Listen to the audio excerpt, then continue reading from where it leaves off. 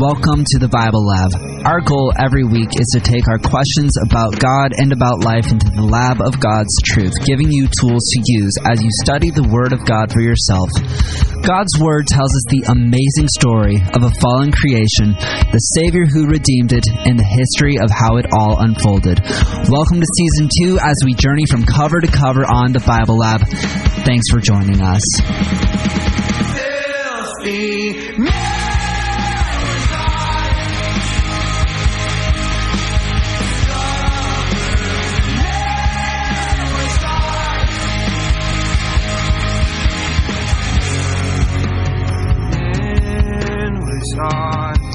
Well, hello again, and welcome back to another exciting episode of the Bible Lab, a weekly production of LifeBridge Studios. My name is Jake Spielbauer. I am a pastor at LifeBridge Christian Church in Green Bay, Wisconsin, and the host of the Bible Lab, and my co-host.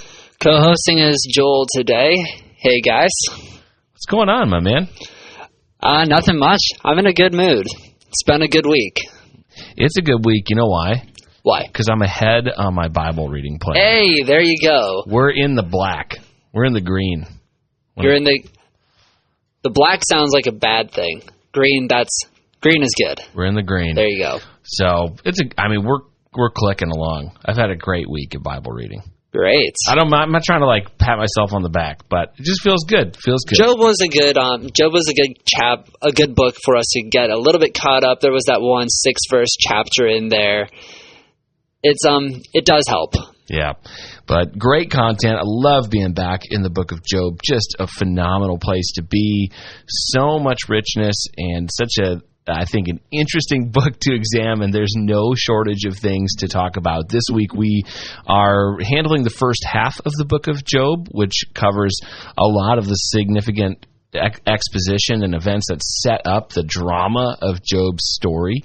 And you can kind of see the problems brewing and the conflict between Job and his friends developing. And we're going to handle all of that. And then next week we will get to some of the resolution and how God answers some very honest criticisms of his character and his nature. I think what's really important to keep in mind is actually, Joel, something that we learned about this past week at our Pastor Theologian gathering. Yes, let's go. That's right. Joel's got a great book. It's called The Art of Preaching Old Testament Poetry by Dr. Steve Mathewson. We actually had the chance to meet Dr. Mathewson this week, and he came up to Green Bay to speak at a gathering of pastors that we had the blessing of helping to organize. Pastor Theologian. That's right. And so Pastor Theologian Collective is a gathering of pastors and church leaders from congregations that have similar values around biblical teaching and preaching.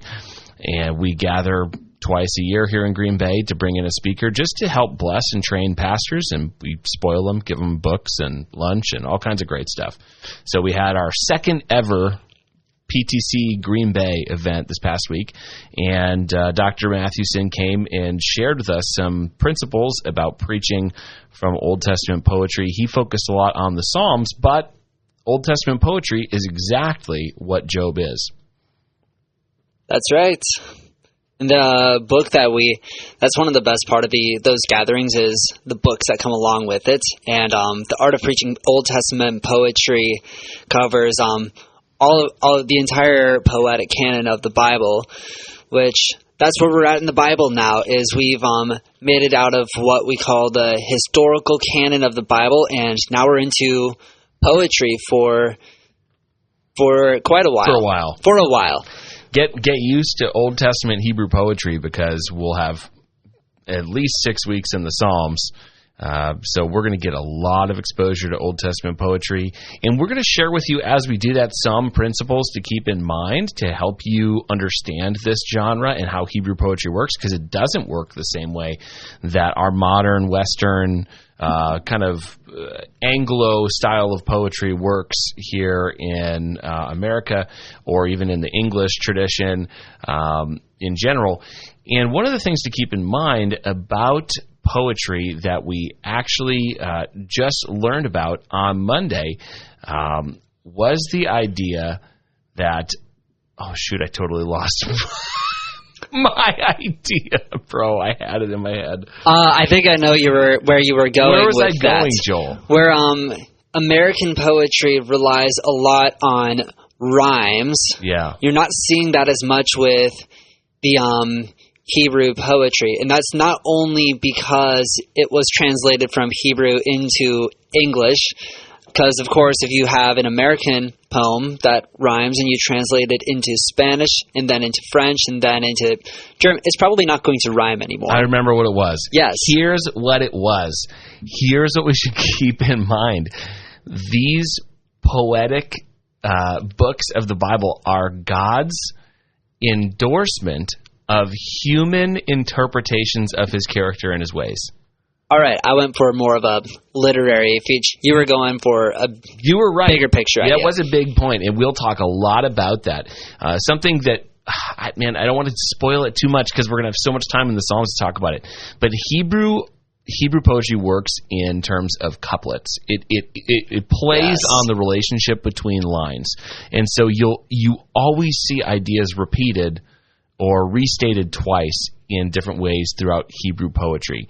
So it'll say something and then it'll re-say it in a different way, or it'll say it in a way that says this but not that, and then the next verse says that but not this, and it's just an interesting device. But what is really the big picture that is such an interesting thing to think about as we come into Job is, in Job, we have people talking about God and reflecting on who he is based on what they're experiencing and responding to disaster, responding to negative circumstances. And yet, because of what we believe about the Christian scriptures, we believe that their words are inspired scripture. So God is inspiring or involved in their reactions, their human reactions to God. So in Psalms, what that means is that God has kind of put his stamp of approval on these are acceptable ways to pray. And in Job, we get the idea that this sort of passionate lament, passionate pouring out of one's heart to God, even in some places, Job is expressing dissatisfaction with God. And not only does God allow Job to speak that way and live, but God puts those words in the scriptures as an acceptable response to suffering. Yeah, I'm tracking with you. Isn't that kind of a crazy thing to think about? Job is complaining about God, and God's like, yeah, that's an acceptable way to respond to suffering. Yeah, so I suppose in emotion, those are acceptable responses to hardship. I don't think that means that Job had correct conclusions about God. Right.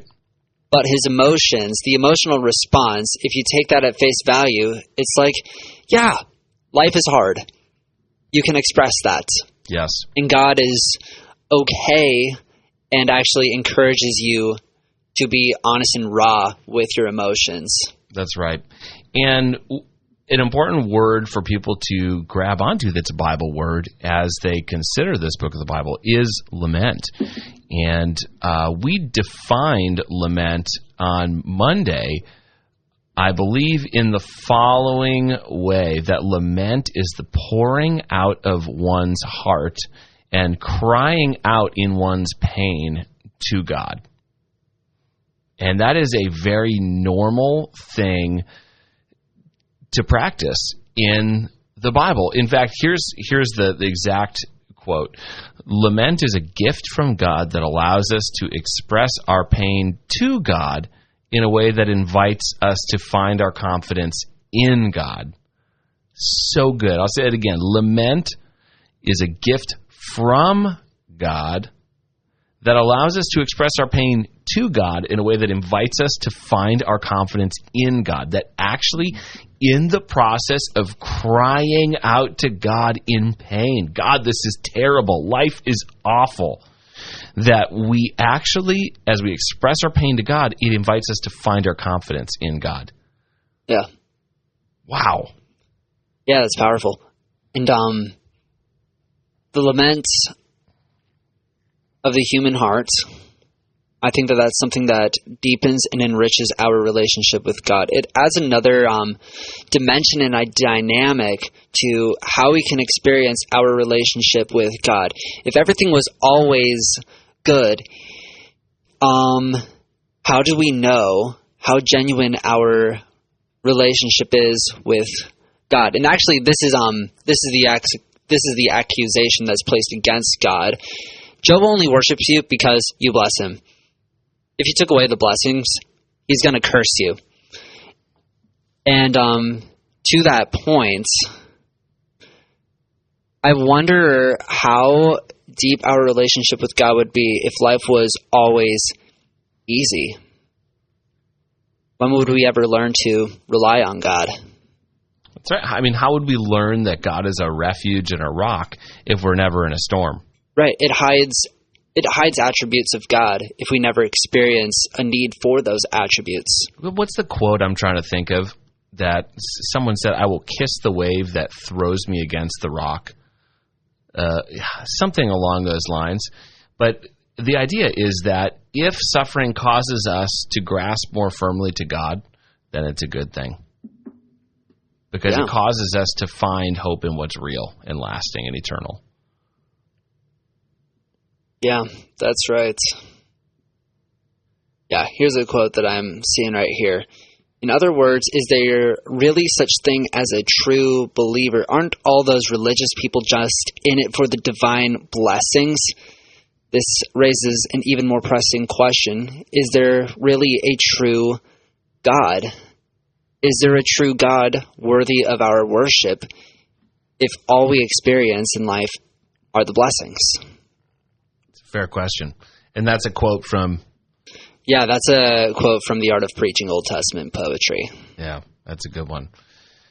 So Joel, as we get into Job, though, what do we have going on here? Give us an overview of the book of Job. What happens for those who are maybe unfamiliar with the story, or people who on our reading plan are going through it for the first time? Give us just some high-level understanding about the book of Job. I'll give you as high a level as I am capable. So the first couple chapters of Job, it's kind of the framework of what the story is all about. It's all the background information of Job's loss, the root of his misery, just mass destruction, mass loss, all of his possessions, his family, all gone. It's all gone. Except for a few of his friends who stick around. This is what he probably wishes they were gone. Yeah, he probably does wish that the three friends that did stick around, three friends, that's the bulk of the book. It goes into Job 3 through 27, which are all dialogue between Job and his friends. And there are cycles that happen throughout this where it's a speaker, Job responds, speaker, Job responds, speaker, Job responds, and then it repeats again with Eliphaz, then Job responds, Bildad, then Job responds, Zophar, and then Job responds, and then that repeats itself 3 times. Zophar gets cut off in the third cycle, and by the time the third cycle is going around, what you're thinking is, this is so tedious, this is unending, these people just need to stop talking. Where is God in all of this? That's what I'm experiencing as a reader, and maybe that's part of the point, is where is God? We want to rely on God's wisdom, not these friends' wisdom. Right.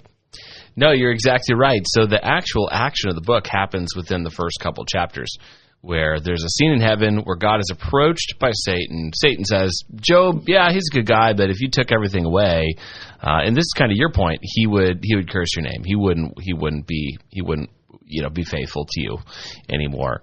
And so he kind of says exactly what you say. Is it really faith if it's never tested? Yeah. And God says, okay, go ahead and take away his stuff. And so God allows Satan to take away all of Job's possessions. He loses all of his flocks. His children are killed while they're at a house party together. And he comes and is told about all these things. He says, the Lord gives, the Lord takes away. Blessed be the name of the Lord, and he worships. And then Satan goes back and says, yeah, well, of course, because you still protected his health. Of course he didn't deny you. But if you take away his health and allow his body to suffer, then he will surely curse you. And so God says, okay, go ahead, green light. And so Job is afflicted with boils and sickness, and he's in intense pain. It's just a horrible picture of human suffering. We learn throughout the book that as he suffers very publicly and is sitting in an ash heap, that he's mocked, he's spit upon, he's scraping his boils with pieces of broken pottery and sitting in dust and ashes. Just an awful, awful way to live, and terrible experience. And yet he responds after this second wave of disaster by answering his wife, shall we accept the good from the Lord only and not the bad as well? So Job's responses initially to these disasters are incredible. And then as he has the chance to sit in it for longer and things really set in and the misery of his situation really kind of hits home and develops root, he starts to complain because he doesn't understand why this is happening to him. And the rest of the book, like you said, until we get to the end of the book, becomes an exploration of why is this happening, where his friends are trying to offer explanations based on their theology and their worldview of why this is happening to Job. And Job is trying to tell them why their paradigm is broken, why their worldview or their theology doesn't apply in his case. And the heart of the book is an exploration of divine retribution and judgment. Because the thesis statement of his friends, though stated differently in different parts of the book, you could probably find it very concisely in a place like chapter 8, verse 3, where Bildad asks a question. Does God pervert justice? Well, the implied answer is of course not. Does the Almighty pervert what is right? Well, no, of course not. And then he says this, which Job should have decked him right in the mouth for saying this, because it's incredibly insulting. He says, since your children sinned against him, he gave them over to their rebellion. Job, your children died because they were sinners. So God snuffed them out. I mean, Job should have smacked him right in the mouth. I mean, goodness gracious. Not that we advocate for violence on the Bible Lab, because we don't, of course. But, I mean, can you believe him saying something like that? But here's the assumption. If disaster happens, then it must be because you sinned.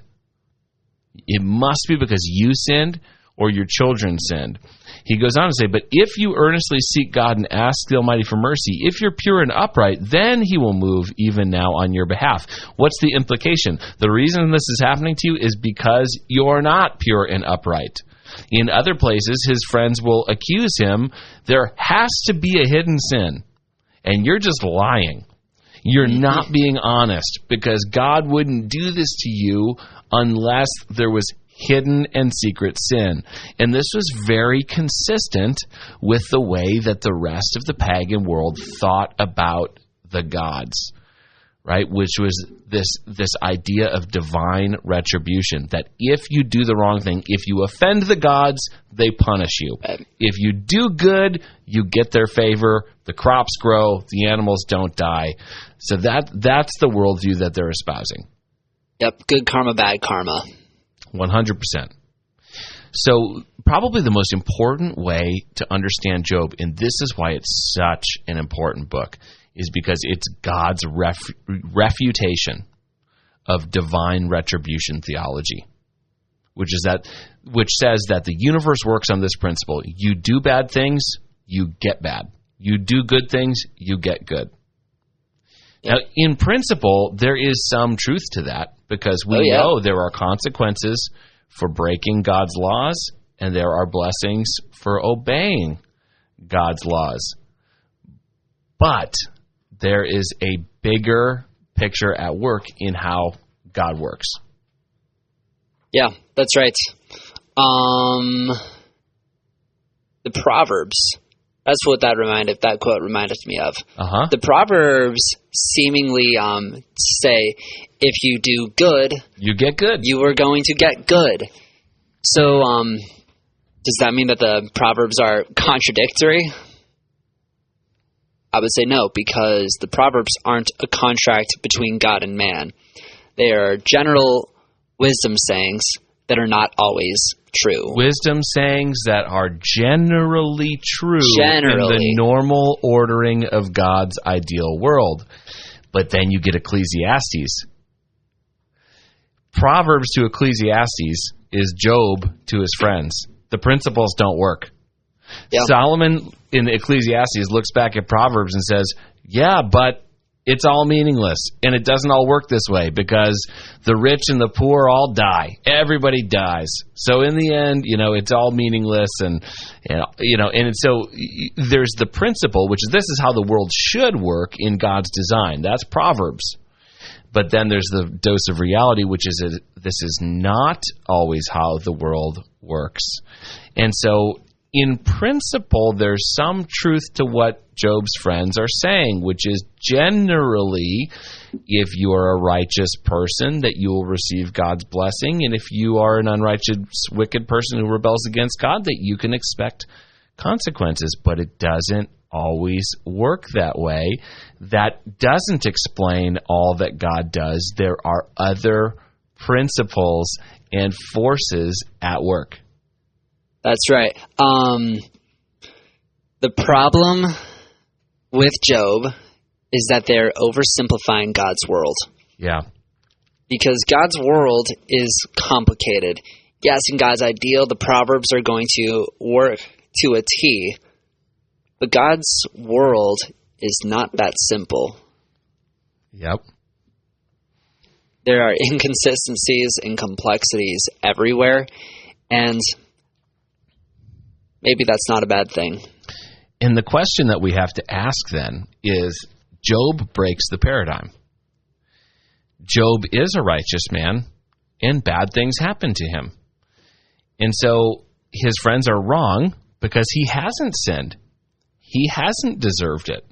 So the question that we should be asking is then, well, why sometimes do the wicked seem to get away scot-free, and why does someone like Job suffer?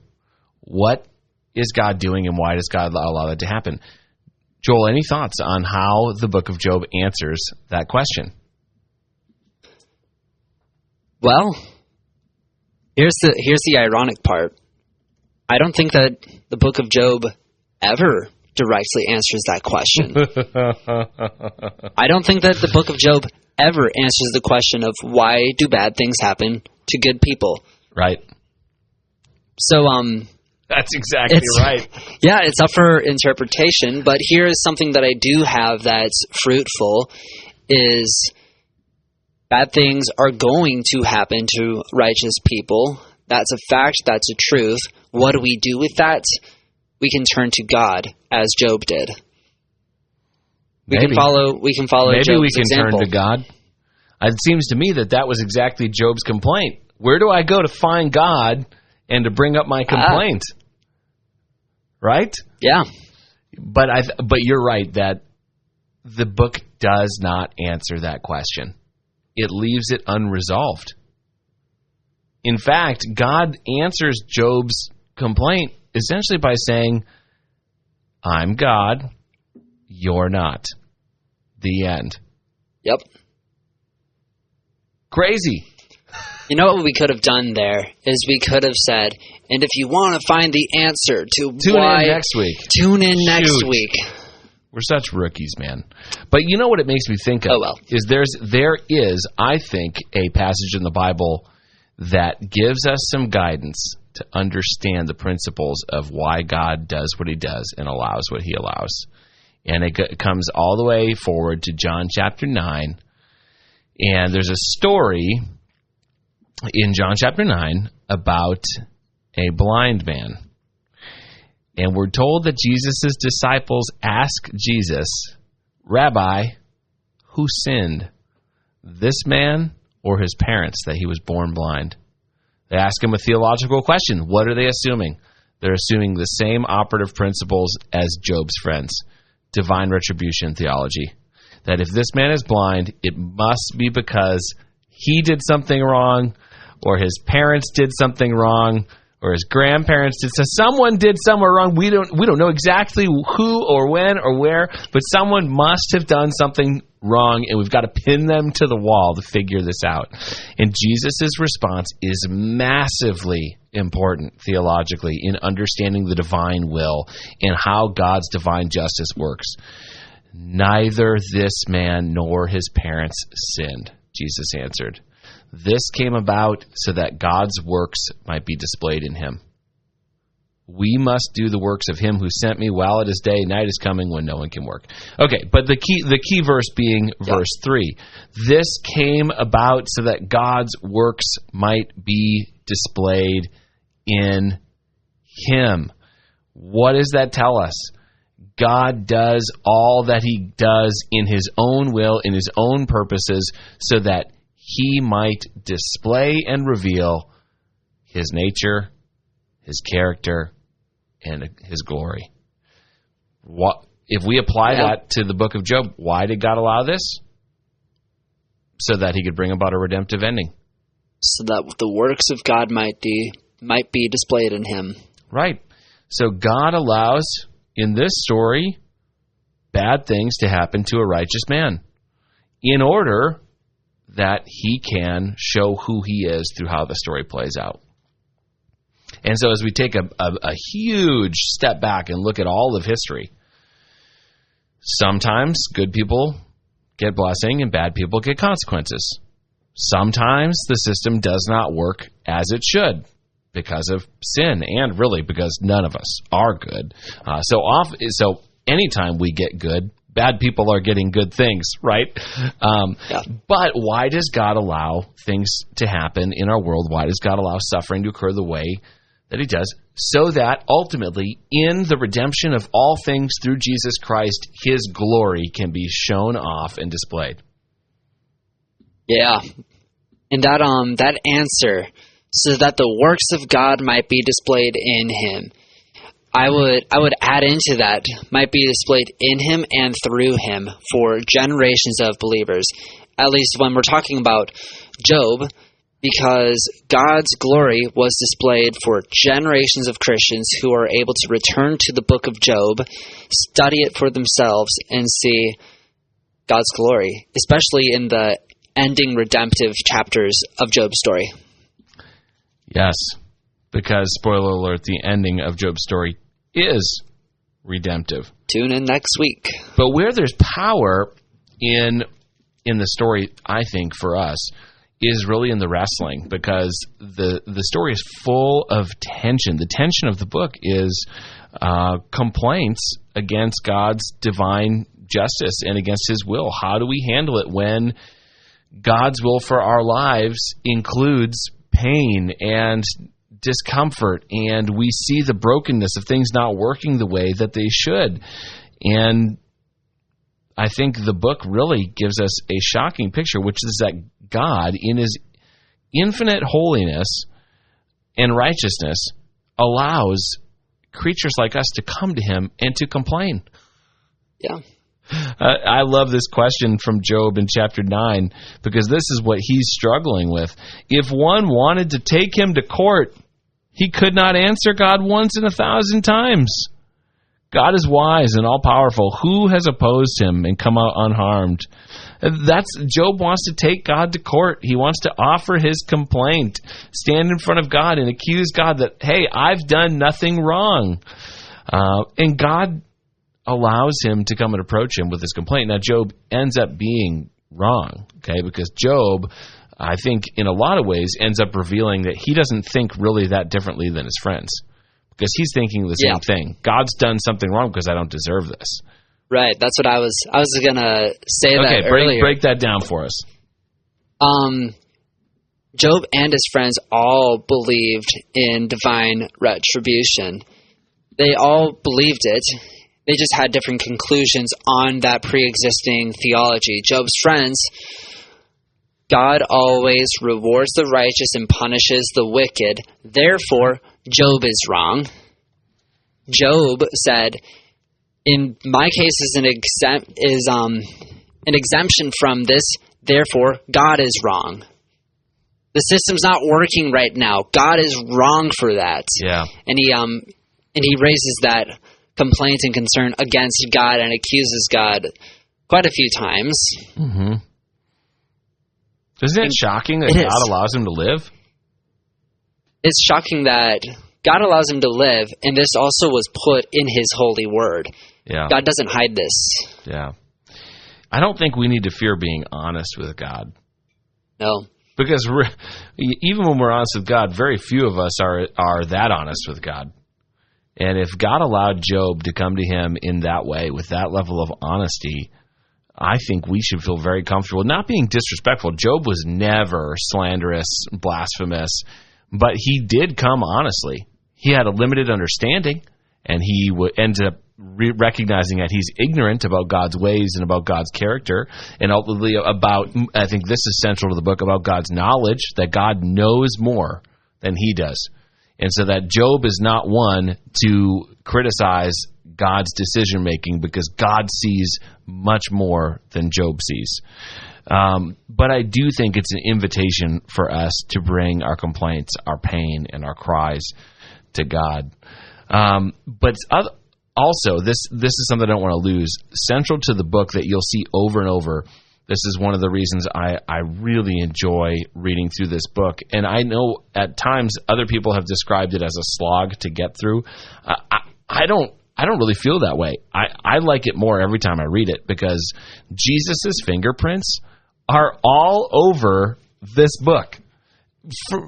As they start debating, there are multiple times where Jesus is all over this book.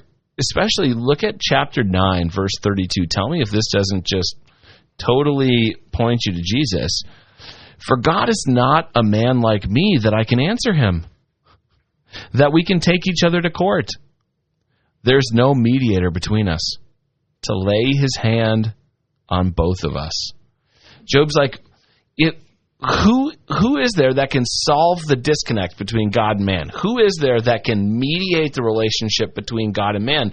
Job recognizes the broken connection that he has with God. If I want to go seek out God and hash it out with him and be reconciled to him, how do I do that? Where do I go? Well, there's nowhere to go. There's no one to appeal to. I can't hire a lawyer. I can't hire Johnson, Kirby, and Josephs to represent me, and just random name. That's not a real law firm. To represent me in the heavenly court. And so throughout the book, there is a gap. There's a need that emerges. We recognize that there is a missing mediator, because there is no one that we can go to mediate and intercede for us in our relationship with God. Until Jesus came. Until Jesus. Yes. Until Jesus. Yeah, that is the spoiler. Yeah, for sure. Yeah, absolutely. Yeah, that's a huge point. That's a huge point of the book. Something is missing. The earth is not perfect yet. There is still work for God to do so that we can A, have that mediator, and B, live in a creation that isn't flawed. And how about this? Here's another passage that points us to Jesus, because it talks about resurrection. Chapter 14, verse 14. Job says, when a person dies, will he come back to life? If so, I would wait all the days of my struggle until my relief comes.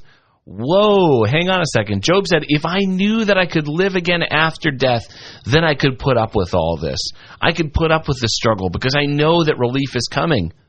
Well, now as readers of this, standing on the other side of Jesus' resurrection, we're like, whoa, resurrection has come. It does happen. We have been promised a bodily resurrection. And so we read that and we think, well, Job's right. Well, yeah, then I can make it through struggle. I can endure going through trials like Job did, because I know that relief is coming. Yeah, wow. That is something for us to take away as readers in the 21st century. When we suffer with Christ there with us. And Christ knows a thing or two about suffering. That's right. Yeah, Job, this entire time, he suffered without having Jesus right directly with him. God was with him the entire time. I believe that. But the connection that we have to God through Jesus is different and it's rich, and we can't forget about that. Absolutely. Yeah, and here's one last place we see Jesus' fingerprints very, very clearly is in chapter 19, verse 25. He says, I know that my Redeemer lives, and at the end he will stand on the dust. Even after my skin has been destroyed, yet I will see God in my flesh. I will see him myself. My eyes will look at him and not as a stranger. My heart longs within me. Job, in prophetic manner, is recognizing his desire, his need for a redeemer, a mediator, and he cries out in faith that he knows there's got to be one out there. And that's Jesus. He's outlining Jesus as clear as day. And so I think it's really important as we read Job, we need to keep Christ in mind, and we need to read the arguments that they're making, even the legal arguments that they're making about divine justice in light of Jesus. We need to read Job's cries in light of Jesus. And here's what I mean about reading their legal arguments in light of Jesus. The question around at the center of the book is, why would a righteous man suffer? Job's friends would say he doesn't. A righteous man doesn't suffer. Mm-hmm. Job would say, but I am suffering, and I'm righteous. And so at the heart, though, of all of this legal arguing about guilt and wickedness and hidden sin and guilt before God, all these things, the answer in the book of Job to why does the righteous man suffer is that because the suffering of a righteous man is the way that God redeems the human condition. Job is showing us a connection between a righteous man who suffers and redemption. Why would God allow righteous people to suffer? Because that's how redemption happens. It was going to be through the suffering of a righteous man who unjustly was scorned, mocked, spit upon, and suffering the full wrath and misery of sin, that God would bring about the redemption of the human race and undo the brokenness and restore true divine justice. Yeah. You could say Job is absolutely a type of Christ. 100%. And it introduces to us this very key philosophical understanding that everything God does has to do with redemption. Everything God does in history is done with redemption in mind. So anyway, that's my deep dive on the book of Job. We'll get into this a little bit more next week as we get into the second half and the resolution. I don't want to get too far ahead of ourselves. But we do want to make you aware of some resources as we wrap up this episode to be aware of, that we actually have done a few episodes on Job in the past that take a little bit deeper dive into the contents of the book. We're going to repost those, and I'll actually link to them in the show notes for this episode. And you can go back and listen to some previous episodes that we have done on the book of Job, because we actually just preached through it. Also, at LifeBridge, we did preach through Job during Lent of 2024. Yeah. We did a full series on it. Put a link to the playlist. Over 7 or 8 messages. We'll put a link to those in the description as well. As always, you can find some links to helpful study guides and resources in the show notes. And don't forget that we are this summer teaching our first ever Bible Lab class here at LifeBridge called Bible Lab 101, Better Bible Reading. If you're looking for more tools to develop a deeper quiet time with the Lord and to help aid you in your study of God's Word, then take a look at the class we're teaching this summer at LifeBridge. We are going to, through some guided study using a resource called How to Read the Bible for All It's Worth by Gordon Fee, we're going to use that book for some shared reading, some group discussions, and there will be a lecture component as well taught by yours truly. I think it's going to be a wonderful time that hopefully helps you feel more confident in opening God's Word for yourself. And if you want to get more details about that, check it out in the show notes. There'll be a link, or go to lifebridgegb.org and click on the events tab and go to Better Bible Reading Class. That's all of my announcements. I think I got through all of them. Nice work. Thanks. And one final announcement, as always, if you enjoy these episodes, head on over to iTunes or Spotify or wherever your favorite podcasts are found. Give us a review. Helps with our visibility for other people. And if you have questions, comments, concerns, you can always reach us at BibleLab@lifebridgegb.org. Thanks for joining us this week. Catch part 2 of our study in Job next week here on the Bible Lab.